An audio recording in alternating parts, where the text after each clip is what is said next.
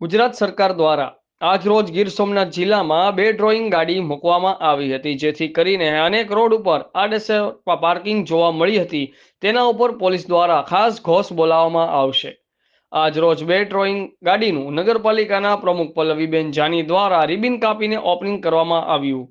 હવેથી જો આડેધડ વાહન પાર્કિંગ જોવા મળશે તો તેની ઉપર પોલીસ દ્વારા ગાડીને ક્રેન કરીને કાયદેસર કાર્યવાહી કરવામાં આવશે. આ કાર્યક્રમમાં હાજર રહેલ અધિકારીઓ ગીર સોમનાથ જિલ્લાના એસપી એબી જાડેજા સાહેબ, સિટી પીઆઈ ગૌસ્વામી સાહેબ, વિક્રમ પટાટ, સર્વ પોલીસ સ્ટાફ ભાઈઓ તથા વેરાવળ પાટણ નગરપાલિકાના પ્રમુખ પલ્લવીબેન જાની અને પત્રકાર ભાઈઓ બહેનો હાજર રહ્યા હતા.